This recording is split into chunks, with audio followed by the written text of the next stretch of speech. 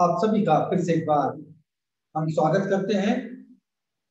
जैसे कि इसके पूर्व हमने देखा कि राजभाषा हिंदी प्रचार एवं प्रसार के कार्य में जिस तरह से संस्थाओं ने योगदान दिया है, उसी प्रकार वैयक्तिक या व्यक्तिगत लोगों का योगदान भी महत्वपूर्ण रहा है, जिसमें सर्वप्रथम आते हैं महात्मा गांधी जी।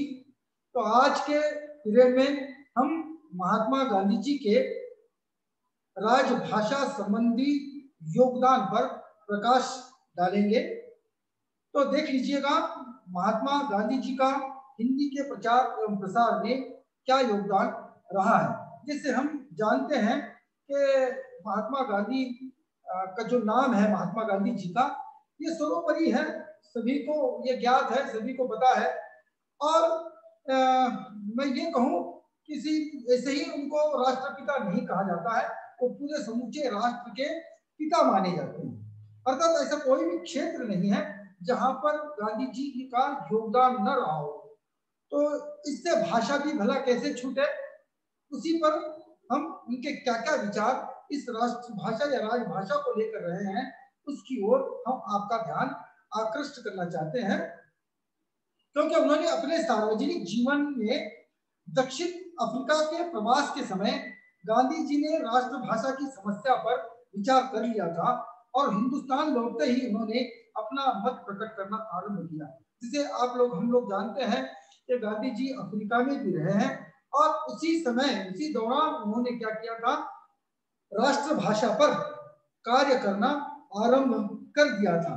उन्होंने हिंदी भाषी क्षेत्रों में हिंदी प्रचार की व्यापक योजनाएं बना डाली और तुरंत उसे कार्य रूप देने की व्यवस्था भी की। मतलब एक न एक विचार जो है, एक एक करके विचार उनके मन में आते रहे हैं। तो इन्होंने उस राष्ट्रभाषा या राष्ट्रभाषा को या हिंदी को, मैं यूं कहूं सीधा कि हिंदी को उन्होंने व्यापक स्तर पर लाने का प्रयास किया और योजनाएं वगैरह बना दी। और इसी कारण दक्षिण भारत हिंदी प्रचार सभा की स्थापना उन्होंने की। मतलब ये तो की ही है, इसके पूर्व भी हमने देखा था।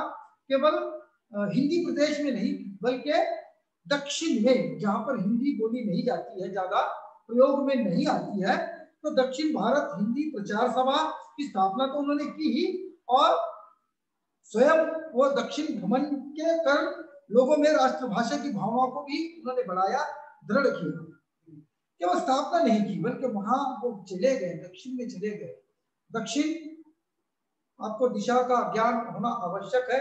मैं जब दक्षिण की बात कर रहा हूं तो जाहिर बात है महाराष्ट्र के जो नीचे के जितने भी प्रदेश आते हैं उनको हम दक्षिण के प्रदेश कहते हैं। जैसे तेलंगाना, आंध्र प्रदेश, तमिलनाडु, केरला, पौंडीचेरी, जितने भी नीचे के प्रदेश आएंगे और सभी के सभी दक्षिण के हैं।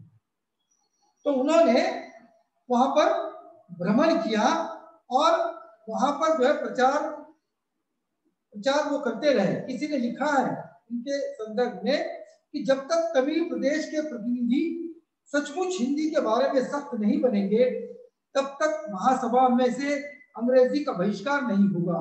मैं देखता हूं कि हिंदी के बारे में करीब करीब खादी जैसा ही हो रहा है।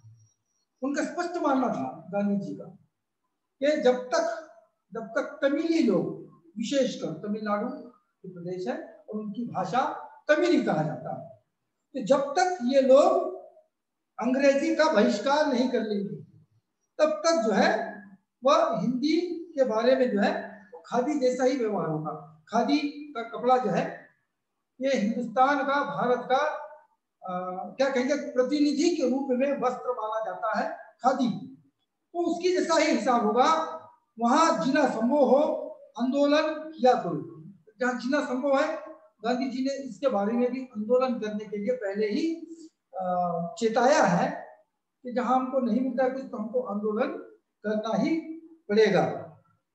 दक्षिण में हिंदी प्रचार का कार्य सन 1918 से लेकर तो 1927 तक हिंदी साहित्य सम्मेलन की ओर से पर गांधी जी के संरक्षण में होता रहा और गांधी जी के ही संरक्षण में काफी जो है हिंदी प्रचार प्रसार का कार्य दक्षिण में होता रहा। और उन्हीं के सुझाव पर सन 1927 में उन्होंने एक सुझाव दिया और उसके बाद क्या हो गया, दक्षिण भारत हिंदी प्रचारणी सभा का जो है वह स्थापना हो गई। वहीं से कार्य जो है आरंभ किया है।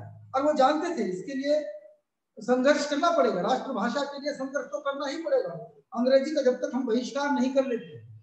और जाहिर बात है इसके लिए कुछ पैसे वगैरह की भी आवश्यकता होगी, धन की भी आवश्यकता होगी। तो उन्होंने इसके लिए उत्तर भारतीय धनी लोगों से इस कार्य के लिए समय समय पर धन मांगा और वो उनको मिला भी। तो उत्तरी भारत में दिल्ली के आसपास का जो भौगोलिक सीमाओं में जो भी लोग आते हैं, उत्तरी इसको कहा जाता है, या राज्य आते हैं, वहां पर धनिक लोग थे, पैसे वाले लोग थे, उनसे धन इकट्ठा किया और उनको मिला भी, जिसमें प्रमुख में लोगों को योगदान, जैसे इसके पहले भी हमने देखा कि कई समितियों में इन लोगों ने या इन राष्ट्र पुरुषों ने, हमने एक उपाधि दी थी इनको कि ये प्रमुख राष्ट्रीय नेता थे या राष्ट्र प्रमुख थे। उस तरह के व्यक्तियों ने हिंदी के प्रचार प्रसार में काफी योगदान दिया, न केवल अपने शरीर से, तन से, बल्कि धन से भी जो है काफी इन्होंने मदद की, जिसमें जमनालाल बजाज ने उनका जो है काफी हाथ बटाया है, जिसे इसके पहले भी नाम आया था। उनका भी बहुत अत्यधिक महत्वपूर्ण योगदान जो है हिंदी भाषा के या राजभाषा के विकास में रहा है। और वे कहा करते थे, गांधी जी ने कहा भी है, एक जगह कहा, वो देखिए मैं आपको सुनाता हूं कि अंग्रेजी ने हम पर जो आज असर डाला है वो अभी नष्ट नहीं हुआ है, क्योंकि तो अंग्रेजों का शासन यहाँ पर चलता रहा। गांधी जी ने अंग्रेजों के खिलाफ सत्याग्रह किया, आंदोलन किए हैं। वो जानते थे कि ये जो इनकी अंग्रेजी भाषा है इसका वजूद इतनी जल्दी नष्ट नहीं होगा। इसके कारण हम हिंदुस्तानी की उसके ध्येय की ओर प्रगति में रोड़े अटकाते हैं। हम अंग्रेजी सीखने में जितने साल बिताते हैं उतने महीने अगर हिंदी सीखने में बिताने का कष्ट नहीं करते तो जनता के लिए हमारा प्रेम बिल्कुल ऊपर ही है। स्पष्ट उनका कहना था गांधी जी का कि जितने साल हम अंग्रेजी सीखने में लगाते हैं उतने कुछ महीने यदि भी हम हिंदी सीखने में लगा दे ये बहुत अच्छा होगा, वरना हमारा प्रेम ये ऊपर ही ऊपर हमको दिखाई देगा, हाँ हिंदी होना चाहिए, आना चाहिए, लेकिन हम इसको सीखेंगे नहीं या दूसरे को प्रोत्साहित नहीं करेंगे तब तक हमारी हिंदी जो है राष्ट्रभाषा नहीं बन सकती है। और ये लोग जो अंग्रेजी यहाँ छोड़कर चले गए हैं हम उसी का प्रचार करते रहेंगे, क्योंकि गांधी जी ने जो अपने विचार राष्ट्रभाषा संबंधी व्यक्त किए हैं जो बहुत महत्वपूर्ण है। वे चाहते थे कि हिंदी जो है भारत की राष्ट्रभाषा बने। देखिए आज राष्ट्रभाषा की तरह हिंदी का प्रयोग होता है, लेकिन यह जो है कानूनी संवैधानिक जिसे हम कहेंगे ये हिंदी जो है राष्ट्रभाषा नहीं है, राजभाषा है। लेकिन उस राष्ट्रभाषा के संदर्भ में उनके विचार बहुत महत्वपूर्ण है और वो चाहते हैं कि समाज बदले, समाज को राष्ट्रभाषा की अहमियत पता चले। इसलिए वे कहते हैं देखिए समाज की सबसे बड़ी सेवा हम पहले अपने आप को बंधनों से मुक्त करके ही कर सकते हैं, हमें बंधन तोड़ने होंगे। मेरा विश्वास है कि अंग्रेजी भाषा तथा रीति रिवाजों के अनुकरण से ही हम और अधिक बंधनों में पड़े हुए हैं। देश प्रेम और जनता के प्रेम से हमें देशी भाषाओं की ओर निहारना चाहिए। राष्ट्रीय व्यवहार में हिंदी को काम में लाना देश की शीघ्र उन्नति होने के लिए अत्यंत आवश्यक है। उनका स्पष्ट मानना है कि अंग्रेजी का जब तक हम विरोध नहीं करते, जब तक हम हिंदी में ही अपना व्यवहार नहीं करते हैं, तब तक क्या है हम उसकी उन्नति नहीं करते हैं, नहीं कर सकेंगे। आगे वे कहते हैं कि दीर्घ दृष्टि से विचार करने पर यह ज्ञात होता है कि अंग्रेजी न तो राष्ट्रीय भाषा हो सकती है और न ही होनी चाहिए। उनका स्पष्ट मत था कि नहीं, अंग्रेजी राष्ट्रभाषा न होगी न होनी चाहिए। तो गांधी जी ने राष्ट्रभाषा के इसके लिए गांधी जी ने वे कुछ लक्षण बताए हैं, राष्ट्रभाषा के लक्षण। प्रमुख रूप से ये 5 गांधी जी ने राष्ट्रभाषा के लक्षण बताए हैं। लक्षण जो विशेषताओं में ही आते हैं कि राष्ट्रभाषा को कैसे होना चाहिए, तो महत्वपूर्ण है।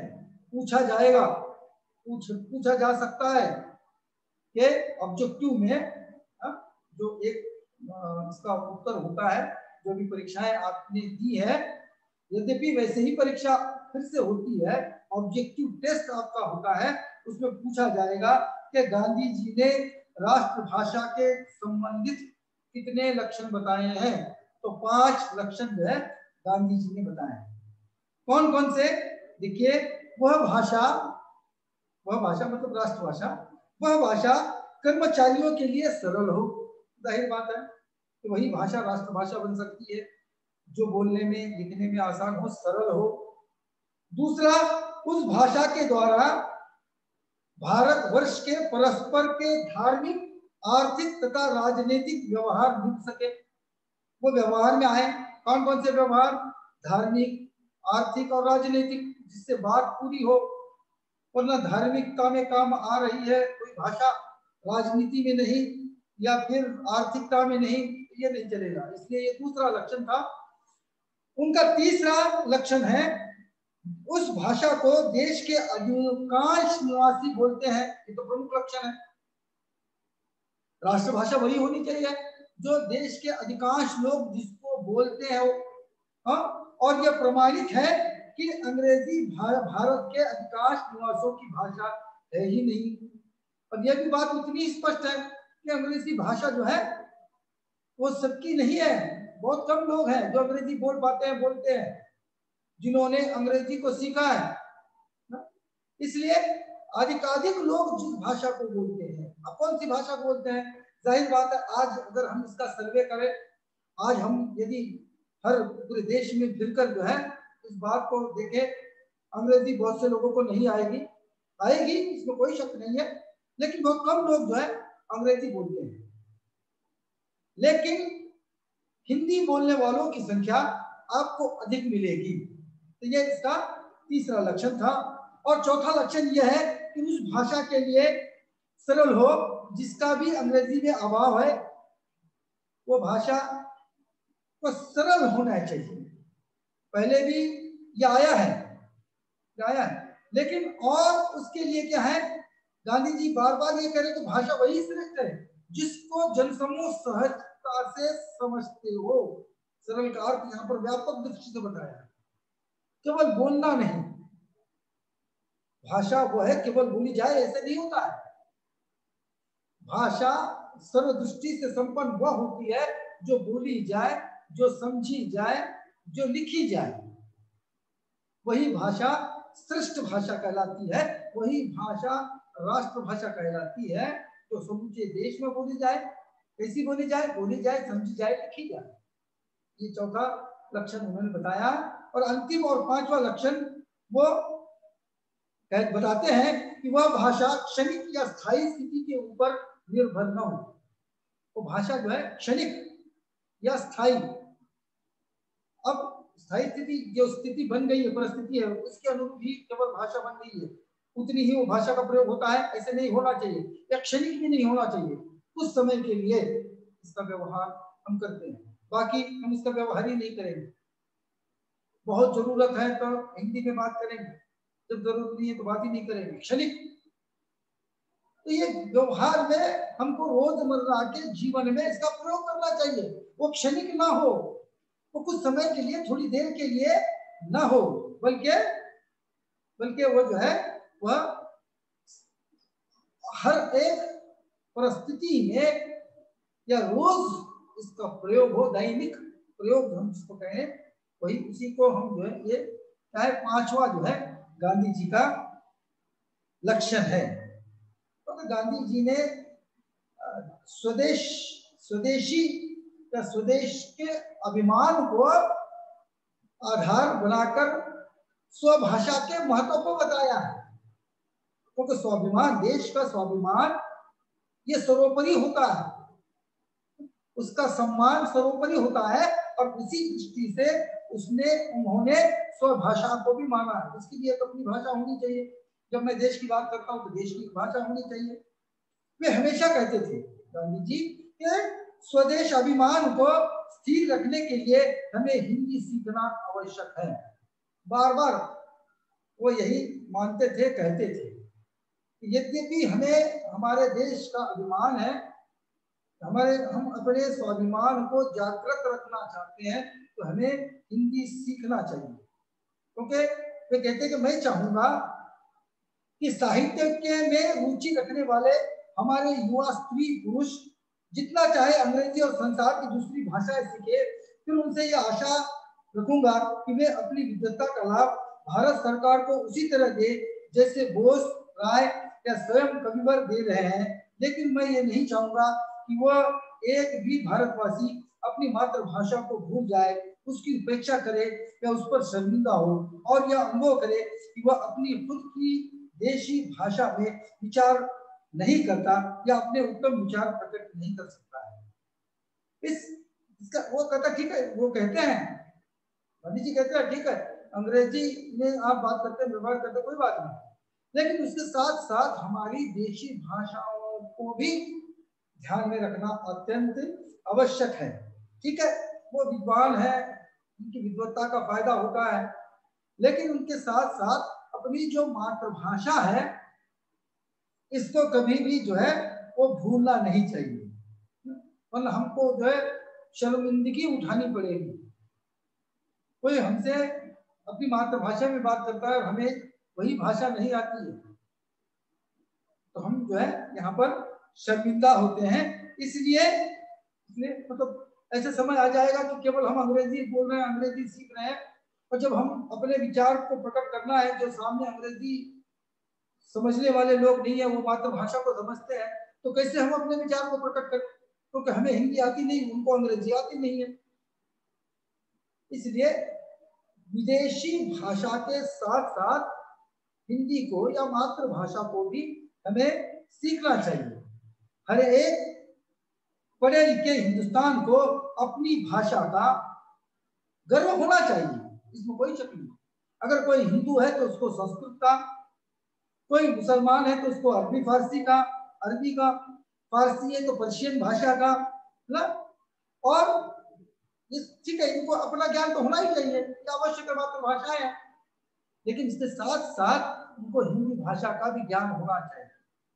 ऐसे गांधी जी कह रहे हैं, गांधी जी ने कहा है जब समग्रता की बात हम करेंगे, कोई हिंदू हो, कोई मुसलमान हो, पर्शियन हो, फारसी हो, किसी भी जात धर्म का व्यक्ति, वो अपनी मातृभाषा बोलता है, ठीक है, लेकिन जब वो दूसरे जाति के व्यक्ति से मिलेगा, जब अपने विचार प्रकट करेगा, तो उसको अपनी मातृभाषा वहां पर जो है काम नहीं आएगी। वहां पर सर्वसम्मत एक भाषा, तो उसलिए कह रहे हैं कि हिंदी जो है उसको सीखनी चाहिए।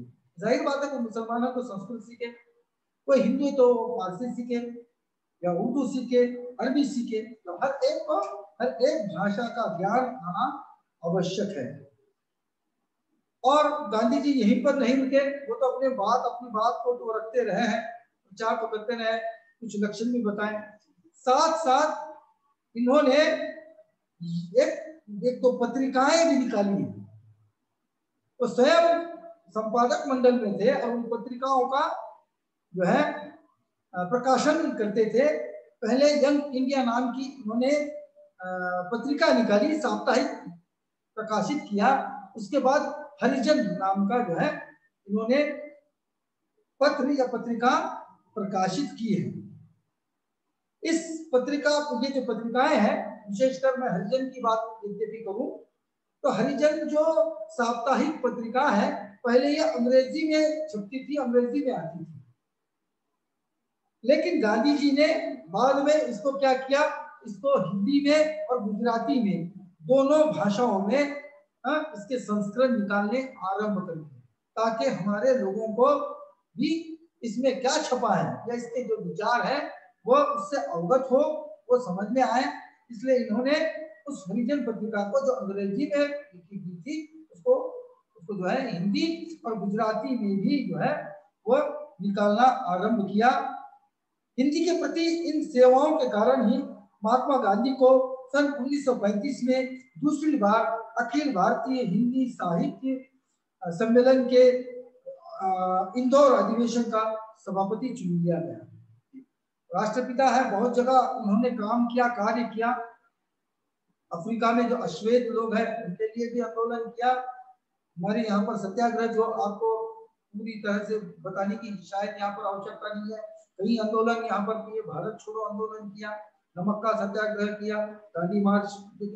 तो उनके इसी सेवा को देखकर, राष्ट्रभाषा के प्रति प्रेम को देखकर, उनके प्रयत्न को देखकर उनको जो है वह इंदौर में जो अधिवेशन हुआ सन 1935 में, उसका सभापति भी जो है वह इनको बनाया गया। बाद में आगे चलकर कांग्रेस की बागडोर भी इन्हीं के हाथ में रही है। अधिवेशन में जितने भी भाषण वगैरह होते रहे, इस कांग्रेस अधिवेशन में भी इनमें भी जो है हिंदी का ही प्रयोग होता रहा है। अब मैं जो है आपको मतलब अंत इस गांधी वास्तविक रूप में गांधी जी के योगदान को किसी एक पीरियड में, एक छोटे से कालखंड में, काल में, समय में बताना थोड़ा सा दुष्कर काल है। लेकिन जहां तक संभव हो सार रूप में, समग्र रूप में या संक्षेप में हम गांधी जी का आपको जो है परिचय दे रहे हैं, या उनके विचारों को हम बता रहे हैं जो राजभाषा या राष्ट्रभाषा हिंदी के संदर्भ में है। क्योंकि गांधी जी का जो कार्य है बड़ा विस्तारित कार्य है। जीवन का कोई शायद ही ऐसा पहलू या क्षेत्र होगा जहां पर गांधी जी का ध्यान न गया हो। मैंने पहले ही इसका जिक्र किया कि जिस पर गांधी जी ने अपने विचार अभिव्यक्त न किए हो तो भला हिंदी इससे कैसे छूट जाती। इसलिए उन्होंने हिंदी के प्रति भी कई महत्वपूर्ण विचार प्रकट किए। केवल विचार नहीं बल्कि स्वयं भी इस आंदोलन में हिस्सा लेते रहे हैं। इन गतियों को सर्वाधिक प्रभाव जो है हिंदी प्रचार के कार्य पर पड़ा, और यही प्रभाव गांधी जी का हिंदी के प्रचार एवं प्रसार में अत्यधिक बड़ा है। और इसी कारण हिंदी जो आज देशव्यापी भाषा बनने का जो सौभाग्य आज प्राप्त हुआ है हिंदी को, वो इन्हीं कुछ राष्ट्र लोगों के कारण या राष्ट्रीय लोगों के कारण। केवल गांधी जी अकेले नहीं है बल्कि संस्थाओं ने भी योगदान किया, और गांधी जी का भी बहुमूल योगदान देश की आजादी में भी रहा है, और इस हिंदी भाषा के क्षेत्र में भी गांधी जी का महत्वपूर्ण योगदान हमको दिखाई देता है। इसके बाद समय तो वैसे हो रहा है, लेकिन संक्षेप में हम जो है सुभाष चंद्र बोस जी का भी योगदान को देखेंगे। इसके पूर्व जैसे हमने गांधी जी को देखा, उसी प्रकार से हम जो है वो सुभाष चंद्र बोस जी के योगदान को भी देखेंगे। आजादी की लड़ाई के तेजस्वी नायक, बंगाल के क्रांतिकारी सुपुत्र, आजाद हिंद सेना के संस्थापक, तो सब विशेषता मैं लगा रहा हूं इनके लिए। सुभाष चंद्र बोस राष्ट्रभक्त, साथ ही राष्ट्रभाषा के साधक रहे हैं। केवल राष्ट्रभक्त नहीं है बल्कि राष्ट्रभाषा के भी साधक रहे हैं।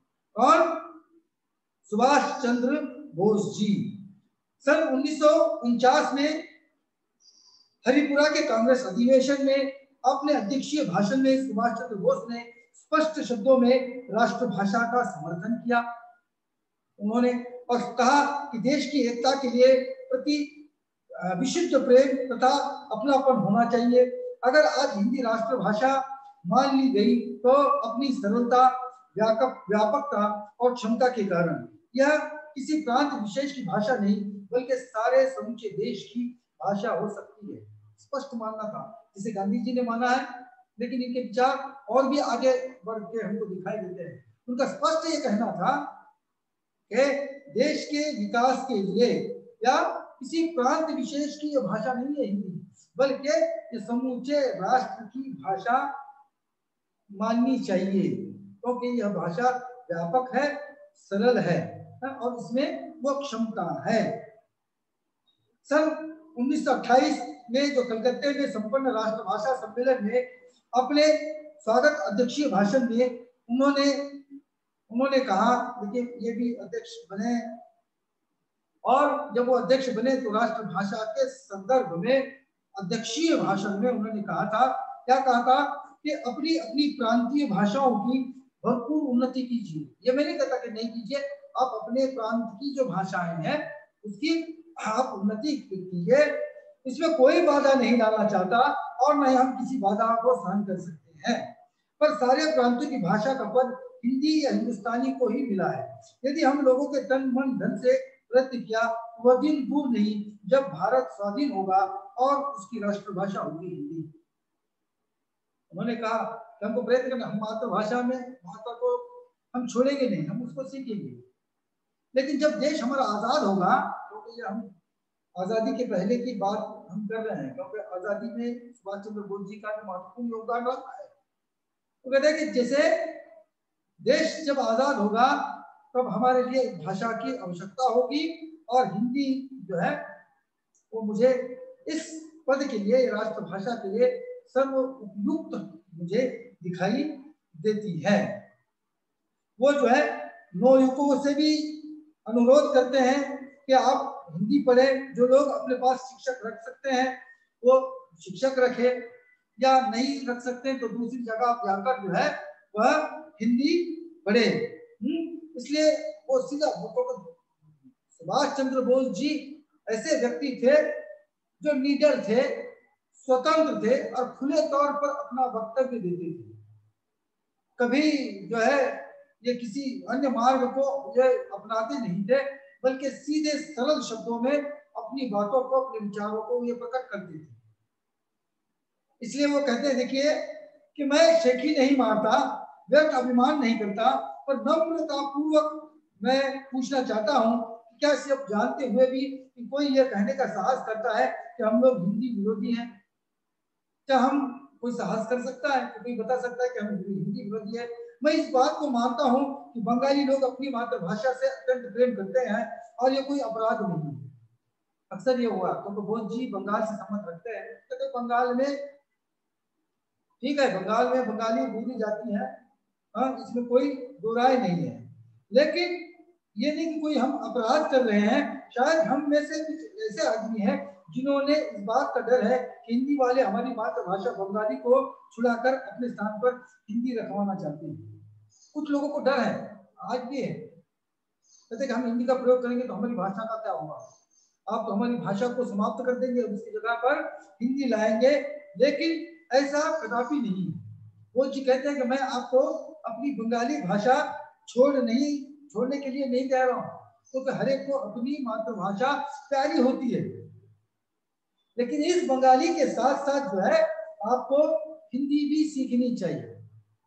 वो तो यहाँ तक करके कहते हैं कि केवल हिंदी ही मातृभाषा के साथ आपको केवल राष्ट्रभाषा ही नहीं, बल्कि आपको जो है वह स्वाधीन भारत के नवयुवकों को, देश आजाद होगा तो आजाद भारत के नवयुवकों को विदेशी भाषाओं को भी सीखना चाहिए। स्पष्ट रूप से कह रहे हैं। देखिए जिसे लोग कहेंगे कह रहे ऐसे कैसे कह रहा हूं, ऐसा नहीं है। वो कहते हैं कि तुमको जर्मन, फ्रेंच आदि भाषाओं को भी सीखना पड़ेगा ना, वरना हम दूसरी देशों का मुकाबला नहीं कर सकेंगे। जो भी विचार का आदान प्रदान है, जो भी चीजें राजनीतिक दृष्टिकोण से जब विदेशों से हमारा संबंध आ जाता है, तब हमें जो है न केवल हिंदी, न केवल अंग्रेजी, बल्कि दूसरी फ्रेंच है, जर्मनी है, अरबी है, इन भाषाओं को भी हमको सीखना चाहिए, क्योंकि ये हमारे देश के उन्नति के लिए यह भी आवश्यक है। और वो फिर लिपि को लेकर भी काफी मतांतर यहाँ पर रहे हैं। लिपि जो जिसमें लिखा जाता है उसके प्रति भी वो स्पष्ट कहते हैं कि लिपि का झगड़ा मैं नहीं उठाना चाहता। लिपि का क्या है, जिसमें लिखा जाए वो लिपि है ना। महात्मा जी की इस बात से मैं सहमत हूँ कि हिंदी और उर्दू लिपि दोनों का जानना जरूरी है। इसलिए मैं कहता हूँ कि लिपि, हिंदी की भी लिपि हमको आनी चाहिए और उर्दू की भी लिपि हमको जो है आनी चाहिए। जैसे महात्मा गांधी जी ने लिपि के बारे में कहा था, कि हमको हिंदी मतलब देवनागरी लिपि को और उर्दू की जो अरबी फारसी लिपि है इसको सीखना चाहिए। बोस भी, सुभाष चंद्र बोस जी भी यही कहते हैं।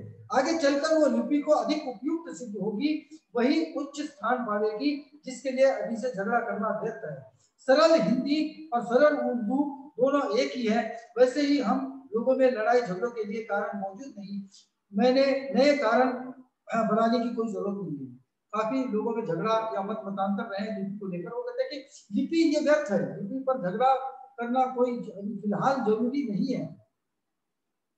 जो भी आप लिखते हैं वो हिंदी लिपि को भी मानने को तैयार थे, उर्दू लिपि को भी मानने को तैयार थे, कहते कि ये झगड़ा व्यर्थ है ना, इसलिए अभी इसकी कोई जरूरत नहीं है।